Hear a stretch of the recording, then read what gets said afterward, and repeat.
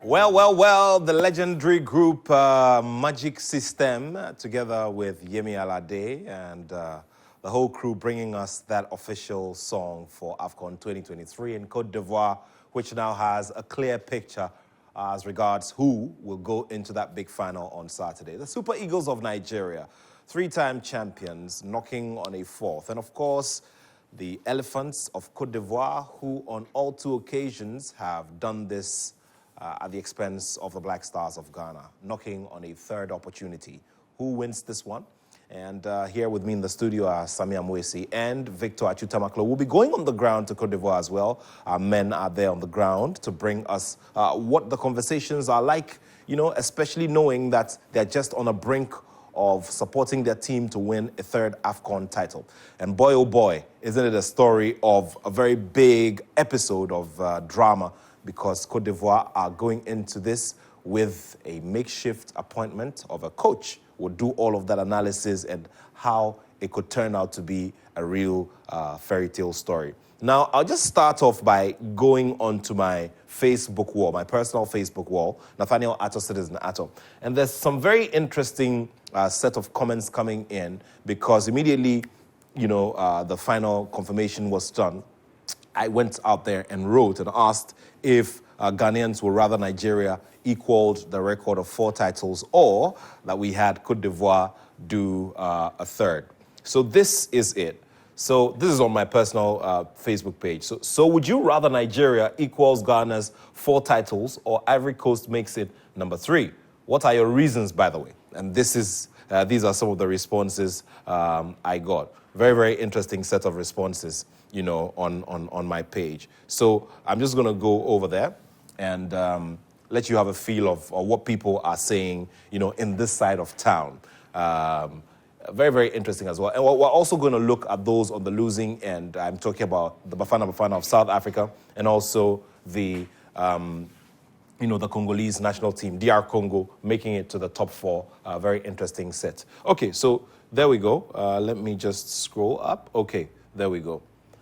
Okay, so Maximus Atta, my good friend, Maximus says, Ghana was winning in ancient times when football on the continent was not that competitive and everything about Ghana was so fiery. Nigeria would win this cup and surpass our ancient glory. I'm not even sure Ghana can win an AFCON trophy in our lifetime again. Hey, Maximus.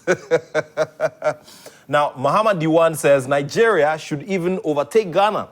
Now, Dana J, in fact, Dana J's son is Giovanni, who won the spelling bee, you know, this weekend. Giovanni Ajay, that's his father. Dana J says, host and win. So he's on the side of Côte d'Ivoire. Francis Ajay Kisi says, 4 for Nigeria, so it will teach us a lesson to be serious with our football. Now, Citizen Boachi Ansa says, Ivory Coast, of course. Godson Turbine says, colonial trophies, stop counting them. Okay. Rita Koko has the Ivorian flag, and that is enough of a statement. Now, Henkin Klonobi Ajase Kojo says, we will die in the hands of Nigeria if they win or equal our 4 titles. It will be better for Ivory Coast to make it. Niger dear, like we die, teasing all over us. Okay. Christabel Dazi says, Christabel Dazi says, I would go with Ivory Coast because of the comeback kid story. It's too amazing. And we won't hear the end of it from Niger. You know, people are just, very much concerned. Amicus Daniel Awuni says, I prefer Niger any day. It will make us wise up and we play too much with our football issues. Now, Kwesi Amwa says, Ghana is living in past glory of our forefathers. Nigeria will win. Now, Samuel Nikwe Morrison is giving us a history lesson here. As a Ghan, I'm a Ghan as well. My second country is Nigeria, so I'm going for Nigeria, bro. In fact, I just spoke to my Nigerian brothers where we are going to watch the final. Okay. David Amikwame says, whoever wins doesn't concern me. Okay. Nutifafa Kojo Zanu says, yes. Yes to what? Host and one. That's what Kweku Jr. says. And Elias Fury says, tough choice. Is there a way both teams can lose? Well, it's not possible. And then Emeritus is talking boxing. He wants us to discuss boxing. So this is what it's looking like on my personal Facebook wall. People are divided regarding how it's going. But yesterday gave us some very good entertainment. Yeah, I think that both games really proved to be like it's a semi-final game. You look at the determination from both sides. And I mean, South Africa, Nigeria, DR Congo, and then Ivory Coast as well. So it's really proved that, listen, African football, some countries or some teams are declining, but I mean, holistically, I think that we are really making progress. And for me, I think that in the final especially, I mean, I think that for so many years, I don't think we've had, I mean, winners, former champions come into play in a space where most of their players are playing competitively. Most of their players seems to be in the peak of their form, especially when it comes to their career, their training. So for me, I think that the semi-final worth it, and the final, I think that will caps everything. But I think that even though I think I was here on Monday and I was hoping to see South Africa, at the final, but I think that they were just unfortunate. I think Nigeria are too strong this time around, and that's why they were able to make it. So for me, I think that I can't simply wait for the final on Sunday. Aju? I think we saw a brilliant game between Nigeria and South Africa. Ultimately, it came down to just the quality of the penalty kicks that... And before you go on, there was conversation about, Rowan Williams and how he could come to the party. Yeah. Stanley Nwabali took his place, Yeah. and Rowan got the direction of that first penalty. He did. But again, it reinforces my point, and I've espoused that on this show, that when it comes to penalty shootouts, it is not a lottery. In fact, the science of penalty shootouts favors the takers. And so in any shootouts, the team with the best takers always wins, not necessarily the best goalkeeper, because after the goalkeeper makes the save, still, you would need a player to go out there and then score to drum home the advantage. And unfortunately for South Africa, the same theme that played out against Cape Verde, in the sense that the penalty kicks they took were very poor. Only that Cape Verde were somehow worse than South Africa when it came to the taking of the penalty kicks or the quality of the shots. And so you found a lot of very central kicks that were close enough within proximity to Williams. And so he really didn't have to break sweat to save those. Against Nigeria, you realize that, yes, he got the direction right for a number of those, but the quality of the kicks made it practically impossible. So he guessed right. So he did his research. He saw where Statistical was likely to hit his penalty shootout, because he had seen him take that penalty shootout against Ivory Coast. He had seen Statistical against Ghana. Similar pattern of where he sends these penalty kicks. But the difference this time was the quality of the kicks that the Nigerians took, Kelechi Iheanacho, and all of those players who took them. And that, for me, is the heartbreaking part of this, because you look at the football that they played over 90 minutes. I thought they looked a bit more brave than even the Nigerians. I thought they would be a bit more pragmatic. I didn't expect them to show that level of adventure, in the sense that in the first half, all the brilliant chances fell to them. Even on the cusp of full time in extra time, we saw that brilliant chance that fell to Mudau. How he failed to score that chance, only he can tell. So the South Africans played well. They exhibited good understanding of the way the Nigerians played. And I'm sure we'll get into the conversation of how they were able to stay in that game for so long. Again, for those who follow the analysis that we made here, we explained how, although Alex Iwobi was a brilliant player in the build-up phase for the Nigerians, he also, to some extent, was a liability when it came to stopping the opponents and short-circuiting them. So you realize that in the first half, everything the South Africans did, they attempted that space that we spoke about, that half space that he likes to occupy when the Nigerians are defending, and then the space between the left centre-back and the left wing-back, the left centre-back and then the holding midfielder. So yesterday, for some parts of the game, Calvin Bassey looked very uncomfortable, not because he is not a very good defender in that zone, but Zaidi Sanusi is a bit more comfortable defending those areas, because that's his bread and butter. That's what he's trained to do, right? So his absence meant that Calvin Bassey now, who looked very competent doing the mop-up and being the extra man for Nigeria on that side of the defense every time Zaidi Sanusi was on the pitch, this time had to be the man to shoulder that responsibility. And what did South Africa do? Calmly knock the ball around him, try to draw some rings. Not always successful, but the few times that they found success, we saw how well, that served them. Unfortunately, Nigeria are such a well-drilled team that they do not allow any kind of momentum. So yes, in the videos that we showed you on Monday and then on Wednesday, you saw that Angola had a bit of joy in 2 or 3 game scenarios of the 90 minutes. Guinea-Bissau had 1 or 2, but that's as far as you can go. As far as when it comes to pointing out the things that make them susceptible to conceding chances in this tournament. And against South Africa yesterday, it was the same. The only difference for me was that, or the only issue that I had with South Africa was that they had enough chances. Unlike Cape Verde, who had 1, and unfortunately it came off the upright. Unlike Guinea-Bissau, who had 1, and that goal was flagged off for offside. South Africa had about 2 or 3.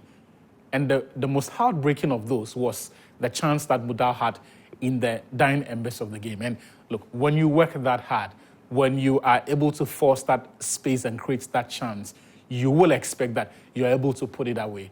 Because after all is said and done, no matter what you say about Makopa and how profligate he was and how, yes, he occupied spaces, but he really didn't have the quality to threaten the Nigerian defense. The chance South Africa had came at a time when, had they taken it, Nigeria would have had absolutely no response. And somehow they managed to fluff it. And I think just 2 things for me. Sure. I think you look at, on Tuesday when we were here, I just spoke about Nwabali and then Williams. They're playing in the South African PSL. And you look at how professional they've been, how competitive they've been throughout the tournament. And they came face-to-face yesterday. Even though South Africa lost, but you look at how they were eager to make that impression. And so for me, I think that for South Africa, it has been so many years that they've found themselves at where they are. Even though they lose and not being able to play in the finals, I think that they will take a bit of consolation from this part. I think massive credit to Hugo Broos that I've been here all the time and I've been praising him all the time.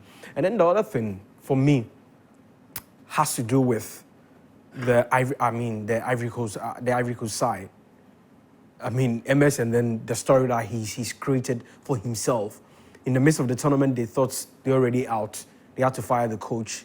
Okay, we're able to make it through because Morocco did us a favor. And look at the story that he's been able to, create for himself.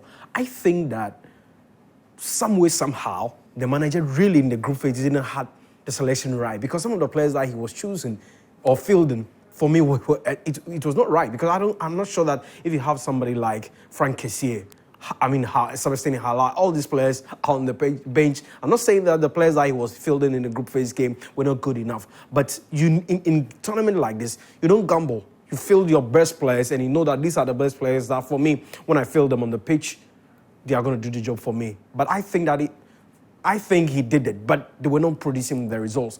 And for MS, and for how far he's come, I don't know if the Ivorian Federation is going to consider another coach. Because when he was sacked, they were trying to bring in Hervé Renard, but the French Football Federation rejected. But I think how far they've come, playing in the final against, Nigeria. For me, even if he should lose that game, I think the story that he's been able to create for himself and this team, I think that he needs to stay. And I think for me, yesterday, I told a friend that, listen, I think MS has been able to define the term never give up. Because you look at where they've come in from, how they went through, losing to Equatorial Guinea, and look at what happened at the stadium and even outside. So I think that massive credit to them. And I think the players themselves really understood after losing to Equatorial Guinea that, listen, moving forward, we need to take the chances. Just look at the goal that, Sebastian Haller scored.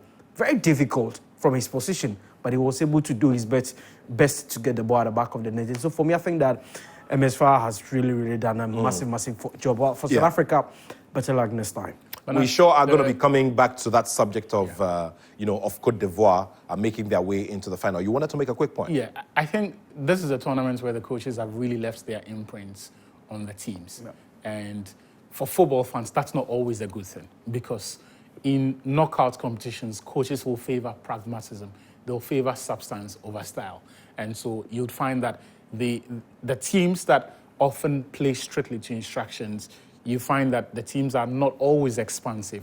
They give very little away in terms of chances and possession. You could say they are risk averse and you'll not be far from right. But also, the football they play, very methodical. And I think the biggest example of that is Jose Pizarro. Pre-tournament, all the talk was how the team was very imbalanced technically and that you could not tell what the Nigerian team is fit for, what kind of football that they are good at. All you knew was that they had crazy attacking talent. So Simon Moses, you had Ademola Lookman, and the big man himself, Victor Osimhen, and all of these, Kelechi Iheanacho, and all of these talents. But after the first game, he's taken this team and given them a semblance of an identity. How has he done that?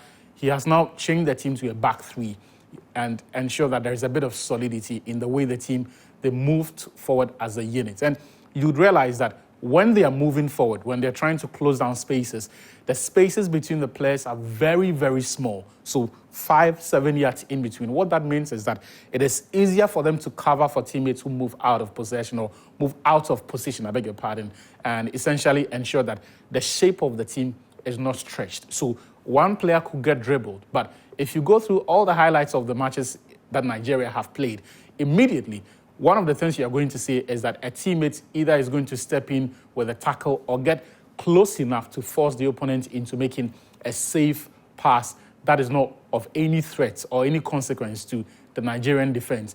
Beyond the brilliant coaching that Jose Peseiro has superintended over, he's managed to get his players to apply themselves in a manner that has been brilliant. And so you're seeing players take responsibility in areas that ordinarily other teams won't. And it's not only in the defensive phase, even in the attacking sense, you're seeing players getting into history numbers. So the other time we're talking about Ademola Lookman, who with his 3 goals has become only the 4th Nigerian in the history of the AFCON to score 3 goals or produce 3 goal contributions after Rashid Yekini, JJ Okocha, and then Odion Igalo. Yesterday, with the second penalty, or with the penalty that the big centre-back Troost also scored, he's become the 4th Nigerian player to score 2 penalty shootouts at the AFCON. And you want to talk about the coaching impact, and I feel that the progress of this Nigerian team is one that is down to Peseiro. Very well. We're still here on AFCON today, and it's live here on Joy Prime on 281 on DSTV, and also on Joy 99.7 FM show, proudly sponsored by MTN. MTN, everywhere you go. Now, let's quickly take a look at how it all happened. The build-up to those penalties, for those of you who still do not understand why those penalties were awarded. Achu would come here and, throw focus some more. We're talking about the Ivory Coast game. Very well. Right. The build-up to this one was about how determined and how aggressive the Ivorians are and how they don't give away too much. But almost to the detriment of the efforts that they had put into having an actual plan. So the commitments, the passion, and all of these things, all of these words we like to throw about, they are nice. But when you get onto the pitch, you need to have a plan. Because when the game starts, you need a way, or you need to fashion out a way of progressing play from the first phase to the second phase and creating chances, while also sustaining a semblance of solidity. Because the game is played in 2 phases, the attack and then the defense. If your attack is good, but the defense is porous, it counts for nothing. DR Congo came into this game, and just like all of us, they had figured out how the Ivorians would play, which is get the ball to Sekou Fofana, get through Simon Adingra, and the chances will come. Sounds pretty obvious, right? But it's not so easy to stop. And we're going to show you how this played out in the first game. Now, from the very 3rd minute, DR Congo showed us that, indeed, they came here prepared and provisioned for the assignment. And so you'd realize that they targeted the players that have been central to everything Ivory Coast have achieved in this tournament. And again, Simon Adingra and then Sekou Fofana. So the attempt or the idea basically is to short-circuit the build-up, short-circuit the Ivorians. So from the first phase, before Sekou Fofana can do anything meaningful, foul him or stop play. If the play progresses to the second phase or the 3rd phase, stop Simon Adingra. And we're going to show you as early as the 3rd minute how this played out. And it was pretty clear that this is what DR Congo were all about. So you see the action here. Jean-Michel Seri to Sekou Fofana, and quickly. Now, what this shows you, in one spot, you see how the 2 players who have been central and will be central as the game progresses to Ivory Coast are targeted. So the first idea is for Prickle to keep tabs on Sekou Fofana from the very moment he gets the ball, which is close contact there. So here you see Pickle staying with his man and ensuring that whatever Fofana does, he doesn't get too far away. If he releases the ball quickly, we snap at Simon Adingra and get the ball away from him. Did this work? To a certain extent. Now, this was obvious because for everyone who had watched the Ivorian team, you knew that Sekou Fofana is not only the engine room, he's not only the tank of this team, but in terms of the brains of the operation as well, he can be the guy, right? So after the third minute, Ivory Coast realized that this may not have to work and they would have to try to introduce a bit of variety. The build-up starts with Frank Kessie. They are forced to send the ball back to Sekou Fofana. Ivory Coast, again, quickly find out that DR Congo have the script read, and so they react. And they don't care if it's a foul. So as early as the 4th minute, they have committed 2 fouls on the same man, Sekou Fofana. But how long can you do this? You can't do this for 90 minutes. So at some point, Sekou Fofana is going to break free. And we'll show you what happens when he evades that press and all of that policing or attention that they put him under. Now, the second clip that we're going to show you is what will speak to what happens when Sekou Fofana gets the better of his opponent and gets into space. He and then the other teammates that we've mentioned in Simon Adingra, right?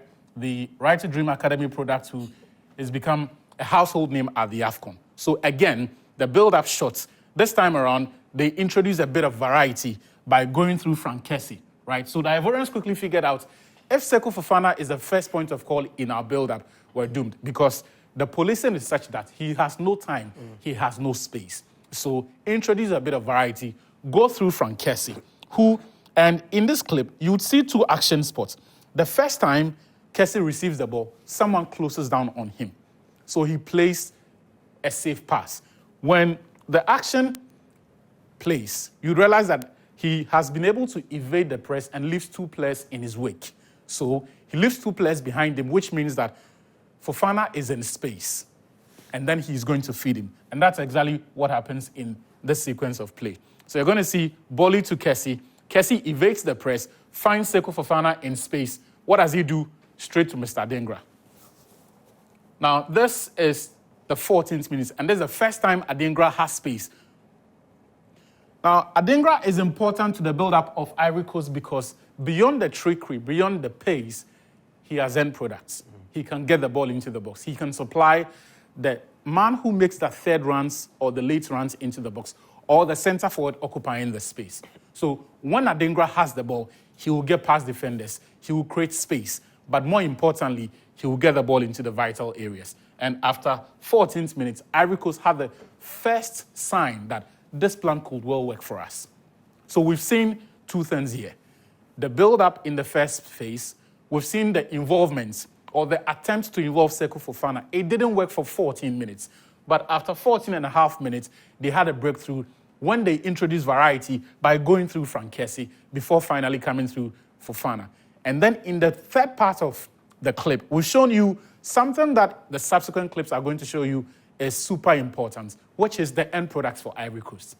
Because the Ivorians are not interested in all of these Pep Guardiola 60-50 passes into the penalty. They don't want that. Get the ball to the byline, send deliveries into the box. They have the men. They will finish the chances.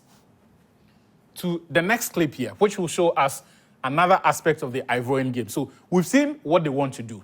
Progress play, get the ball into wide areas, and then provide the supplies for the players in the attacking box. But it does not necessarily matter who is involved in the build-up.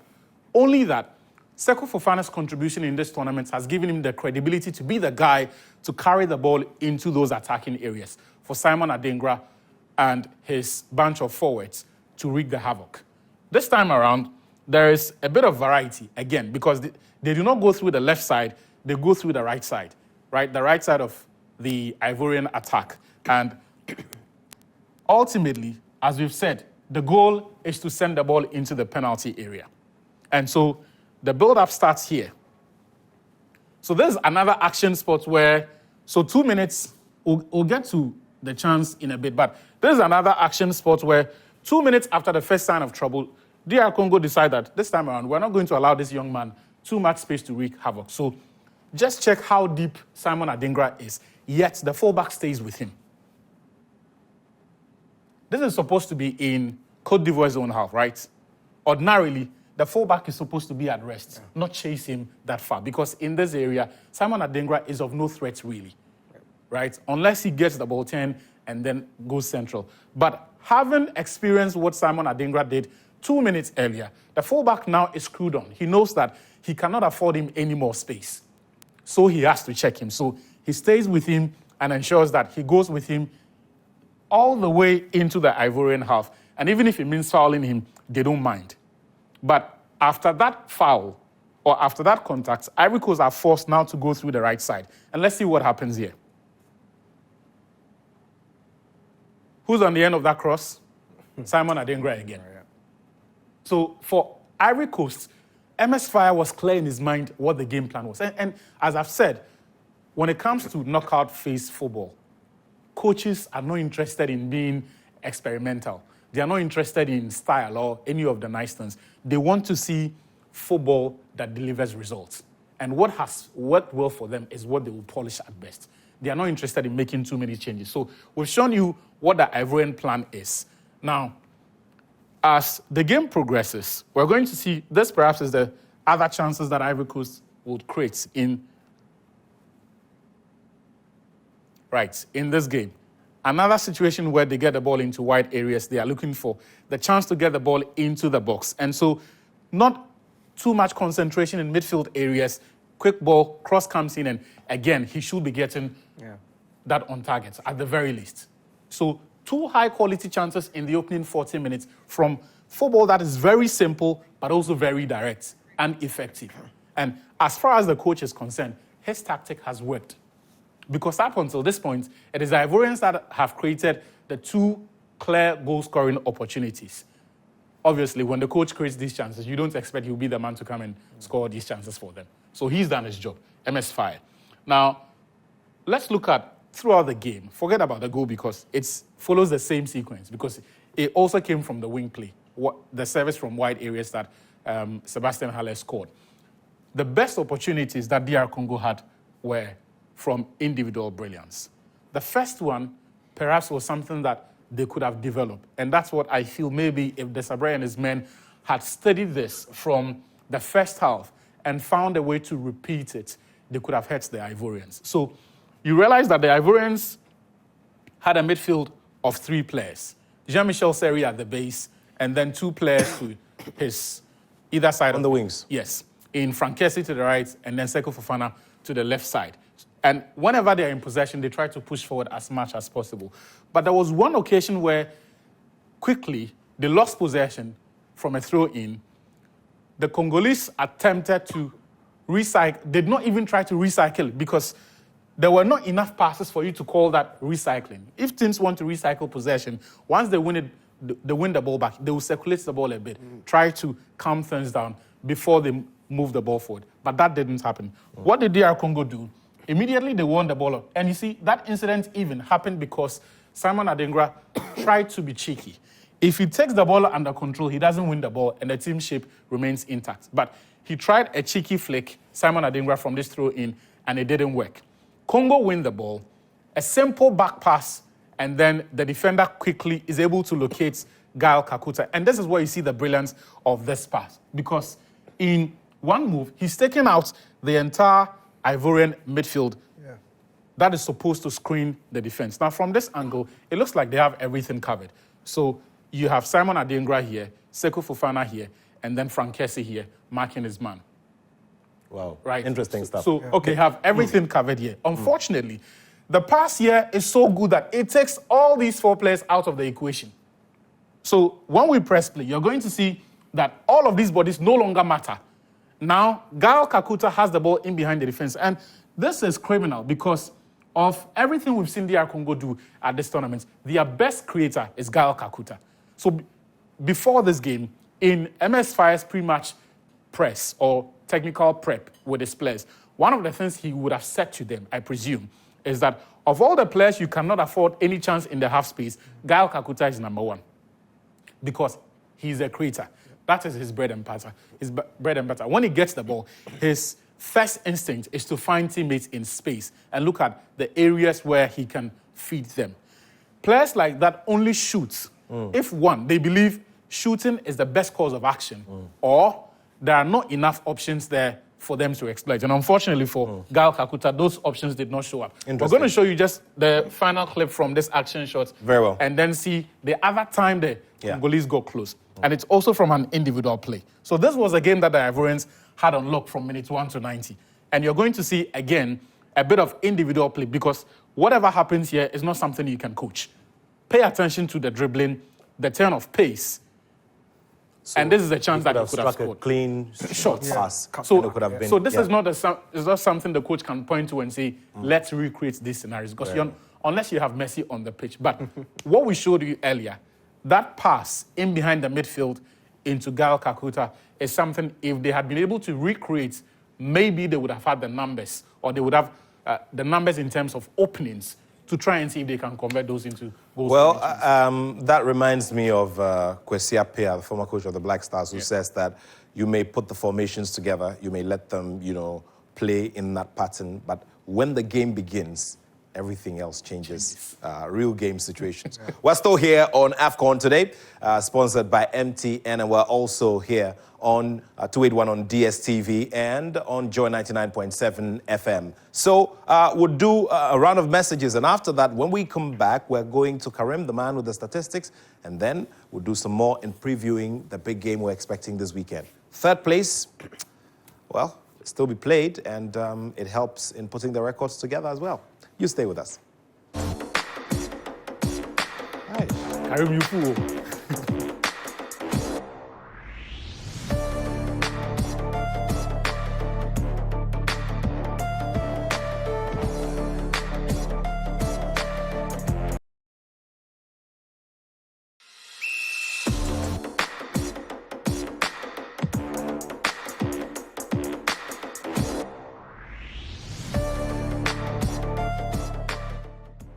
Well, the look and feel of everything on the ground will also bring to you here on AFCON today. But before that, let's bring in Karim so that he gives us some figures, regarding what we saw yesterday and what we should be expecting.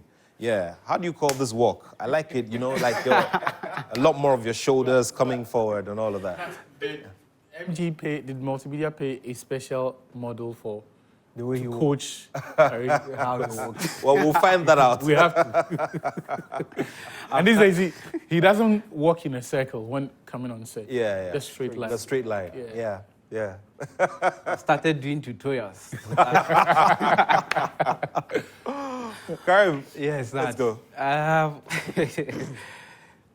To think Yes. is very easy, but to act is hard. But the hardest thing in the world is to act in accordance with how you think. That is according to the German writer, Goethe. Very well. Yesterday's game between South Africa and Nigeria, the coaching from South Africa was excellent, almost to perfect. But how to execute what he asked them to implement, that's what failed them. Because there was no way with those chances South Africa got, they shouldn't have been scoring at least 2 goals in the first half. And even with that, if they had failed to score those towards the end of the game, that open goal, No doubt. how did he miss that? So to act in accordance with how you think, it's not easy. It's hard. That's what failed South Africa. Hard in capital letters. You're trying to say Mudau got into the free Barnier state. Yes. See, when you get the ball. He's trying to think, but the thinking is not thinking. It's nothing. So let's look at the stats from the South Africa vs Nigeria game. Nigeria, we've become used to them having less of the ball, but they are dangerous when they have it. South Africa having 60% of the ball in this game, that is the highest they've managed in this game. That is because of the kind of players they have in their defense and their back line. They have ball-playing centre-backs and midfielders. If you are looking at the chart of the players with the most passes in that game, you are ranking from 1 to 8, all of them being South Africans. That is the kind of players, how cohesive they are. They know each other. And the kind of the interchanges they make, that is how come they dominated Nigeria this match in this game. But Nigeria don't need possession to win the game, as they've shown throughout after that draw versus Equatorial Guinea. Let's look at expected goals. both teams here, Nigeria had 1.49 expected goals. It means that they were just expected to score 1 goal with the chances they had. And they did just that from the penalty spot. But South Africa were expected to score 2 goals at least, but they managed to do just 1 because of how poor they are in their finishing. They basically shot themselves in the foot. They should have won the game, no need to go on penalties. They were thinking that maybe Rowan Williams can come up for them again. But this time, the magic failed him. Let's look at shots. Nigeria had 6 shots on target out of a total of 14 they've attempted. The same for South Africa. They also had 14 shots, 5 of them on target. I'm interested in South Africa's shots on target. This is 5. Throughout the tournament, they've attempted 30 shots on target. It means that, and they've scored 6 goals. To score a goal, it means they need 5 shots on target to score a goal. You cannot win the AFCON with this. That's poor. Big chances created. You created 2 big chances, South Africa, Nigeria 3. With Osimhen, we know that this tournament is not his. He can't score. He's left in scoring boots. Yes. Well, but he has come in to do a lot of important things for Nigeria. That's very true. There's no doubt about the that. kind of inspiration he provides is really key in what they do. So I'm moving on to the pass maps of the 2 teams. That is basically where the story of the game is. Nigeria, as we know them to be, they like to play the long balls and go on the counter. This is how dispersed their passing map is. They like to go long from the goalkeeper to this way. This is how dispersed it is for Nigeria. But if you go to South Africa, let's move on to South Africa's pass map.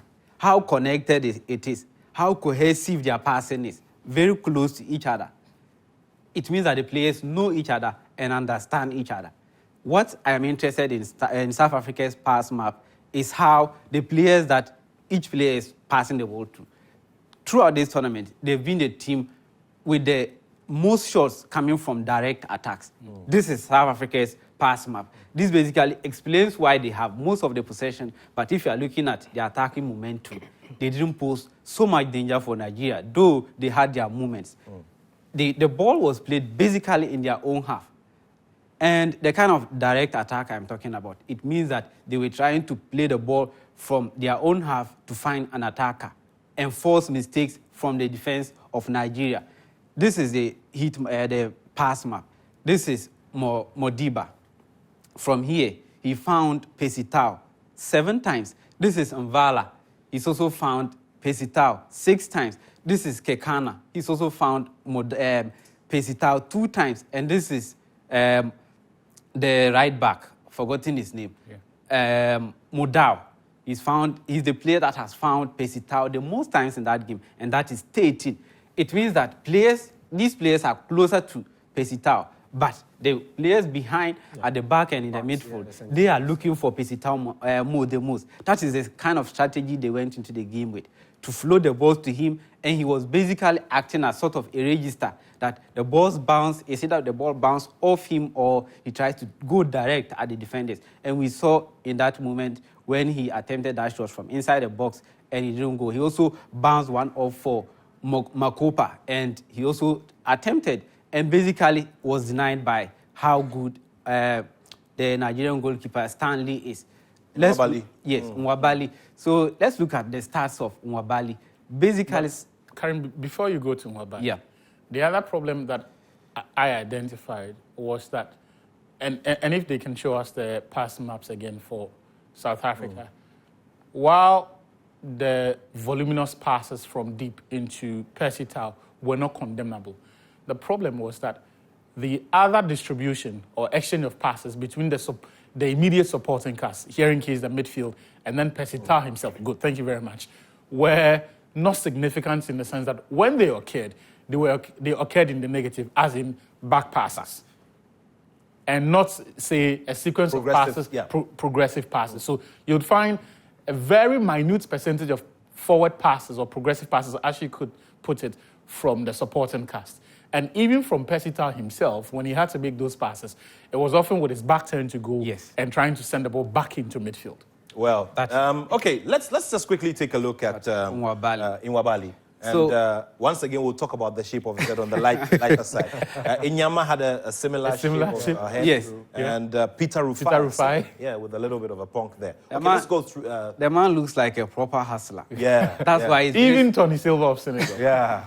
that's why he's very serious on the pitch. Yeah. The difference between South Africa at this tournament and in 2021 is a goalkeeper. Very well. The difference in this game is how good Onwabali is. In this game, he's made 4 saves. That is the second highest he has made at this tournament, apart from that game against Guinea-Bissau where he made 5 saves. Again, he acted as a sweeper once. That means that he has a lot of awareness in him when the ball is coming, acting as a thief or sieve centre-back for Nigeria. He comes out of his line. When there's danger, he clears it. And the most important one in the game, saving 2 penalties to send Nigeria into the final. Wow. Stanley Nwabali, Nwabali. he's been doing a lot of stats padding. A lot of the saves he's made are routine saves. Yesterday. What is important, Victor? What is important is that the guy has gotten the job done. Yes. So they are in the final. Let's do a round of messages, and after that, we'll get straight to Daniel Cranting, our man on the ground, who will be bringing us a good look and feel, from Côte d'Ivoire, what the fans are saying as we look ahead to the big day on Sunday. Stay with us here on AFCON Today. Ground to Côte d'Ivoire, where our man Daniel Cranting is ready to bring us up to speed on what's been happening after, last night and all the drama that happened. Okay, Daniel, can you hear me? Is Daniel? Yes, Nat, I hear you loud and clear. Great. Daniel, good to have you. Look, tell me what for you were the most striking stories from the experience last night of watching, these big games. The interesting thing was, for me, the change in atmosphere, I can say. Before the game, that's before the first semi-final between Nigeria and South Africa. I was in Abidjan for the Côte d'Ivoire game, and the Nigeria game was in Bouaké, about 4 minutes or 4 hours drive from Abidjan. Very well. And you could tell that most Ivorians were very nervous ahead of that game. They were really nervous. You could literally taste the tension in the air. But once Nigeria won, by that time we were in the stadium. It was just about 10 minutes to kick off for the Ivory Coast game. There was this loud roar, and I was wondering. So I asked a couple of journalists who were basically telling me that the crowd are eager for the team to go to the final and sort of get that revenge against Nigeria. Remember, they lost against Nigeria. Team want to do to get rid of the Congolese and then go into that final against Nigeria and get their revenge, which eventually will win them the trophy. So in the stadium, the atmosphere was crazy. It was absolute mad scenes in the stadium, and especially because of the way the Ivorian team started. For me, I think this is probably their best game so far of the tournament in terms of control. They were not really under any pressure. And they played really well. Attacking-wise, they were absolutely brilliant. Could easily have been 2 goals up by halftime. That did not deter them from coming back, or did not discourage them from coming back and increasing the level. They did so brilliantly, and Halle scored that goal. And from then, it was just a complete party atmosphere. From after the game, the streets of Abidjan, look, people are happy, and they are beginning to sense that this miracle could happen. Remember, a couple of weeks ago, they were on the verge of going out.